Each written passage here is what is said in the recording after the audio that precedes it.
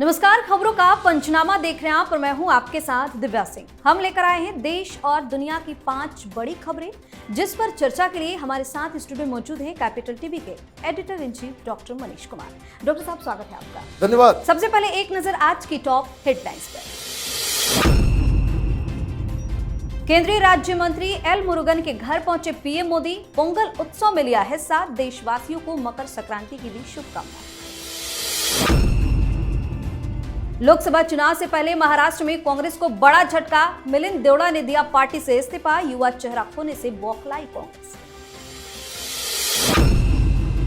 राहुल गांधी की आज से भारत जोड़ो न्याय यात्रा की शुरुआत, 15 राज्यों को कवर करेगी यात्रा, राहुल खड़गे समेत शीर्ष नेता रहे मौजूद। इंडिया अलायंस में सीट शेयरिंग को लेकर घमासान, कांग्रेस टीएमसी में जुबानी जंग तेज, अधीर रंजन बोले ममता बेईमान और अहंकारी। प्राण प्रतिष्ठा से शंकराचार्य ने बनाई दूरी, तो राम मंदिर के मुख्य पुजारी सत्येंद्र दास ने दिया बयान, बोले शास्त्र के विपरीत कुछ भी नहीं। सबसे पहली खबर में बात पीएम मोदी की। प्रधानमंत्री नरेंद्र मोदी दिल्ली में राज्य मंत्री एल मुरुगन के आवास पर पोंगल समारोह में शामिल हुए।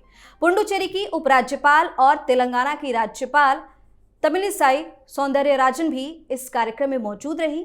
इस खास मौके पर पीएम नरेंद्र मोदी ने कहा कि पोंगल का त्योहार एक भारत श्रेष्ठ भारत की भावना को दर्शाता है, एकता की यही 2047 तक विकसित भारत के निर्माण की सबसे बड़ी शक्ति है, सबसे बड़ी पूंजी है। इस दौरान पीएम मोदी ने देशवासियों को मकर संक्रांति और माघ बिहू उत्सव की शुभकामनाएं भी दी। आज पोंगल में हिस्सा लिया है पीएम मोदी। देखिए, प्रधानमंत्री मोदी बिल्कुल कैंपेन मोड में आ चुके हैं। एक तरफ विपक्ष जहां अस्त व्यस्त नजर आ रहा है, मीटिंग पे मीटिंग हो रही है, लेकिन कोई फैसला नहीं हो रहा है। और प्रधानमंत्री मोदी पिछले एक सप्ताह के अंदर ये दूसरी बार साउथ इंडिया का ट्रिप बना चुके हैं। नॉर्थ इंडिया में भारतीय जनता पार्टी ऑलरेडी मजबूत है, लेकिन तमिलनाडु, केरल और आंध्र प्रदेश, तेलंगाना, जहां भारतीय जनता पार्टी और प्रधानमंत्री मोदी की नजर है, तो ये बताता है कि आप जब जनता की खुशियों में शामिल होते हैं, पर्व त्योहार में शामिल होते हैं, तो उसका राजनीतिक फायदा भी उठाया जाता है। 22 तारीख को जो होगा तो होगा, लेकिन जिस तरीके से पूरा का पूरा ये संगठन भारतीय जनता पार्टी का जनता के बीच, जनता की भावनाओं, उनके उत्सव, उनके त्योहारों में शामिल हो रहा है, इसका फर्क नतीजों पे साफ साफ नजर आएगा। जो लोग ये कह रहे थे कि there is a divide, South India से बीजेपी बिल्कुल खत्म हो गई है, तो उनको वैसा नहीं कहना चाहिए था। ये कांग्रेसी पत्रकारों का एक पूरा जत्था उस नैरेटिव को बना रहा था। आपने हिंट दे दिया प्रधानमंत्री मोदी को, और प्रधानमंत्री मोदी अभी साउथ इंडिया में लगातार कैंपेन मोड में है। जी, अगली खबर में बात कांग्रेस को लगे झटके की। राहुल गांधी की न्याय यात्रा से पहले महाराष्ट्र कांग्रेस के दिग्गज नेता मिलिंद देवड़ा ने पार्टी से इस्तीफा दे दिया। मिलिंद कांग्रेस के वरिष्ठ नेता रहे दिवंगत मुरली देवड़ा के बेटे हैं। मिलिंद ने इस्तीफे की जानकारी सोशल मीडिया के जरिए दी। कहा जा रहा है कि वे अब शिवसेना शिंदे गुट में शामिल हो सकते हैं। वहीं युवा नेता देवड़ा के पार्टी छोड़ने के बाद कांग्रेस पूरी तरह से बौखलाई हुई है और जमकर बयानबाजी भी शुरू हो गई है। कांग्रेस सांसद जयराम रमेश ने कहा कि इस्तीफे की टाइमिंग पीएम मोदी ने तय की है। अब तो कांग्रेस पूरी तरह से बौखला गई है और पीएम मोदी का नाम ले रही है। देखिए, मिलिंद देवड़ा को जो जिस तरह का कमेंट किया जा रहा है कांग्रेस पार्टी के लीडर्स के द्वारा, वो अपने आप में बता रहा है कि कांग्रेस पार्टी को बहुत ज्यादा मिर्ची लगी है इस इस्तीफे से। लेकिन इसमें मिलिंद देवड़ा के ऊपर सवाल खड़ा करने का वक्त नहीं है। उनको आपने उस कॉर्नर में डाल दिया जहां उनके पास इस्तीफा देने के अलावा कोई दूसरा चारा नहीं था। अभी गठबंधन की बातचीत चल रही है और शिवसेना उद्धव ठाकरे गुट ने साउथ मुंबई से इन्होंने सावंत साहब का नाम डिक्लेयर कर दिया। ये मिलिंद देवड़ा की कंस्टिट्यूएंसी है। अब इतना हो भी गया तो राहुल गांधी को सीधे अपने मित्र से बात करनी चाहिए थी। कोई कुछ बातचीत नहीं कर रहा, उनकी वो कंस्टिट्यूंसी रही है, उनकी पिता की कंस्टिट्यूंसी रही है, और आपने पता नहीं कौन सी सत्ता की किस लोभ, किस लालच, या ऐसी कौन सी मजबूरी हो गई है कि राहुल गांधी अपना सब कुछ बर्बाद करने पे तुले हुए हैं। तो आपने एक तो बात नहीं की, और कल जब मीटिंग हुई जिसमें उद्धव भी थे, राहुल भी थे, कम से कम एक बार आपको यह पूछना था कि ये गठबंधन का सीट शेयरिंग के ऊपर कैसे हम लोग बातचीत करें। अपने मन से आप जो है पहले ही डिक्लेयर कर दे रहे हो, वो मानी नहीं है, आपने वो सब किया नहीं। इसका मतलब राहुल गांधी ने यह तय कर लिया कि अपने दोस्त को सैक्रिफाइस करेंगे। काफी घनिष्ठता है दोनों में। मिलिंद देवरा और राहुल गांधी कोई अनभिज्ञ नहीं है, वो कोई पार्टी संगठन से जुड़े हुए नहीं है, पारिवारिक संबंध है, बचपन में साथ में रहे ये लोग। तो जब आपके दोस्त, आपके अपने आपको छोड़ के जाने लग जाए, तो ये चिंता और संकट की घड़ी ये समझना चाहिए। राहुल गांधी को समझ में ही नहीं आ रहा है कि वो किस रास्ते निकल पड़े हैं, जहां गांधी परिवार तो गांधी परिवार, कांग्रेस पार्टी भी बर्बाद होने के कगार पे खड़ी हो गई है। जी, इस खबर में बात न्याय यात्रा की। राहुल गांधी की भारत जोड़ो न्याय यात्रा आज मणिपुर से शुरू हो रही है। पहले यह यात्रा सेंट्रल इंफॉल से शुरू होनी थी, लेकिन मणिपुर में तनावपूर्ण हालातों के मद्देनजर मुख्यमंत्री एन वीरेंद्र सिंह ने कांग्रेस को इसकी अनुमति नहीं दी। इसलिए कांग्रेस ने इंफाल से 25 किलोमीटर दूर थौबल जिले से अपनी यात्रा की शुरुआत की है। मणिपुर से शुरू होकर यात्रा 20 मार्च को मुंबई में समाप्त होगी। राहुल गांधी 60 से 70 कांग्रेस नेताओं के साथ बस से यह दूरी तय करेंगे। प्रमुख जगहों पर वो पैदल मार्च भी करेंगे। वहीं कांग्रेस अध्यक्ष मल्लिकार्जुन खड़गे ने कहा कि हम पहुंचेंगे हर घर तक, न्याय का हक मिलने तक। ये न्याय की यात्रा है। भाई मुझे तो समझ में नहीं आ रहा है, पहले ही विघ्न पड़ गया। कम से कम कुछ पंडितों से दिखा लिया होता। आज मकर संक्रांति नहीं है, खरमास जारी है, तो आपने गलत मुहूर्त चुन लिया। इसलिए सवेरे सवेरे आज यात्रा को लेकर के खबरें आनी चाहिए थी, तो मिलिंद देवरा की खबर आने लग गई। ये राहुल गांधी का पर्सनल लॉस है, कारण राहुल गांधी के वो मित्र हैं। अब तस्वीरें भी आ रही हैं, वो पता नहीं कहां से आप स्टार्ट कर रहे हो, नहीं कर रहे हो। कांग्रेसी नेता के अलावा बाकी तो इस यात्रा की शुरुआत में झंडा दिखाने के लिए इंडी गठबंधन का एक भी नेता नहीं है। तो अपनी डफली, अपना राग सिर पे चुनाव है, कहां इन्हें कैंपेन करना चाहिए था। ये सड़क पे उतर के पता नहीं कौन से तपस्वी योगी बनना चाह रहे हैं। ये एक बहुत ही बैड मूव है, और इसके पीछे के कारण जो कांग्रेस के वरिष्ठ लीडर्स बता रहे हैं कि कुछ चाटुकार, राहुल गांधी के चमचे, जो बस राहुल गांधी को एक छलावा देने का काम, कि भाई बहुत बड़ा काम हुआ, यात्रा से जो कन्याकुमारी से कश्मीर हम लोग गए, कांग्रेस पार्टी बिल्कुल खड़ी हो गई है, ये हम दूसरा कर देंगे तो फिर पूरी स्थिति बदल जाएगी, परिस्थिति बदल जाएगी। अब पता नहीं कांग्रेस पार्टी को कौन लोग चला रहे हैं, लेकिन जो लोग भी चला रहे हैं उनको हिंदुस्तान की राजनीति का ABCD मालूम नहीं है।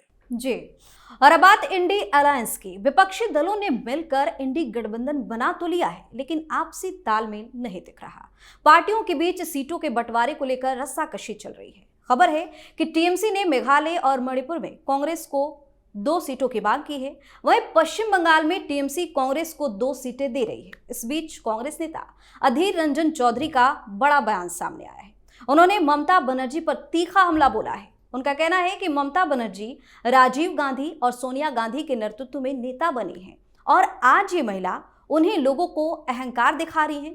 अधीर रंजन ने कहा कि ममता घमंड का प्रतिबिंब है, जो मूर्खों के स्वर्ग में रहती है। इसके साथ ही उन्होंने ये भी कहा है कि आज नहीं तो कल ममता बनर्जी का अहंकार गिर जाएगा।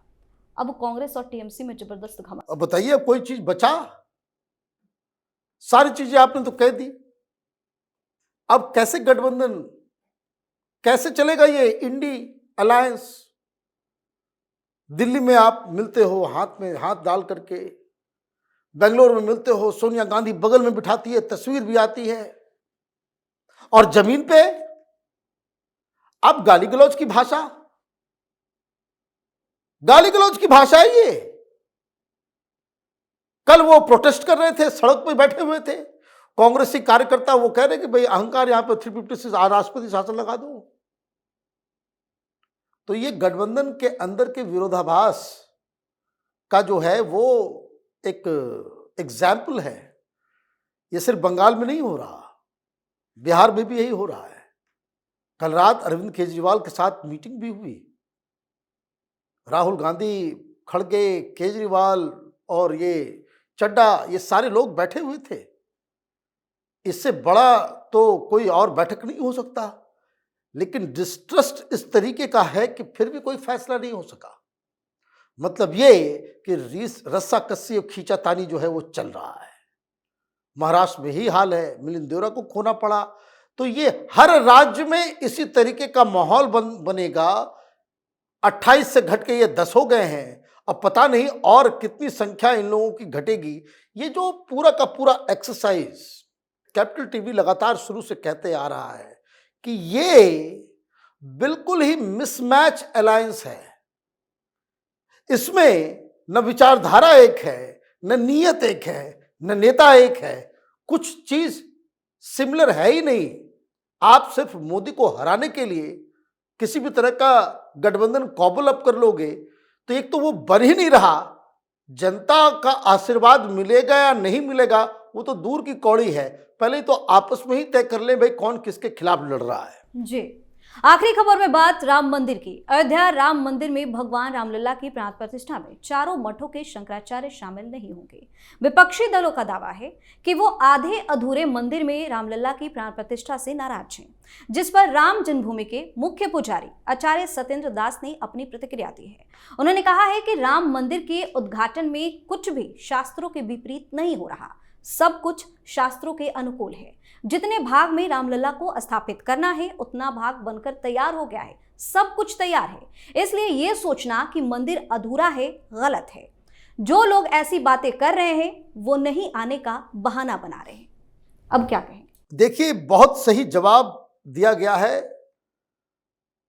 क्योंकि ये मुख्य पुजारी हैं।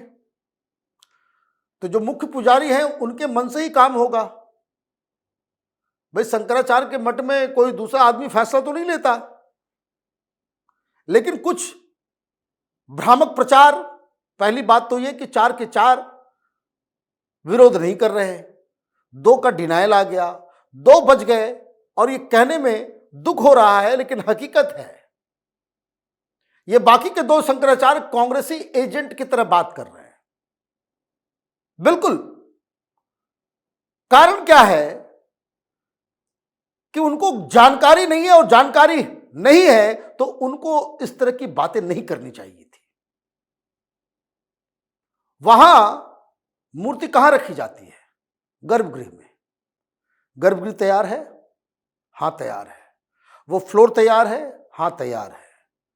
वहां से जाने का जो अप्रोच, सीढ़ियां, बाकी सारी चीजें बन के तैयार है? बन के तैयार है। उसमें कुछ एडिशन होना है? नहीं होना है।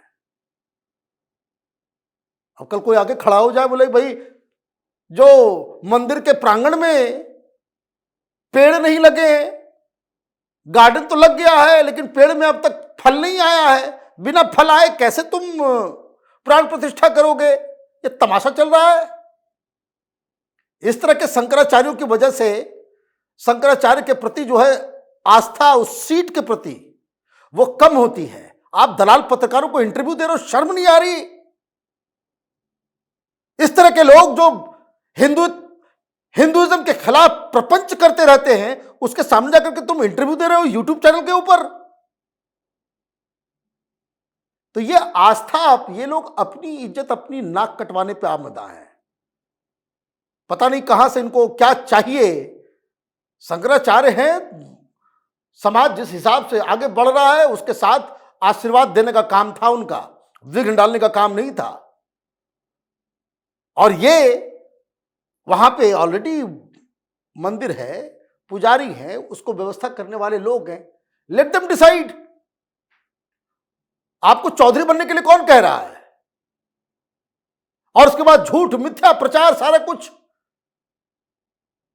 तो ये जो जवाब दिया गया है ना, ये सही जवाब दिया गया सदन दास के द्वारा। जी, बहुत बहुत धन्यवाद सर तमाम जानकारी के लिए। धन्यवाद। खबरों का पंचनामा में आज के लिए फिलहाल इतना ही। देश और विदेश की बाकी खबरों और उनके सटीक एनालिसिस के लिए देखते रहिए कैपिटल टीवी। हमें लाइक कीजिए, शेयर कीजिए और हाँ, कैपिटल टीवी को सब्सक्राइब करना बिल्कुल ना भूलें। धन्यवाद।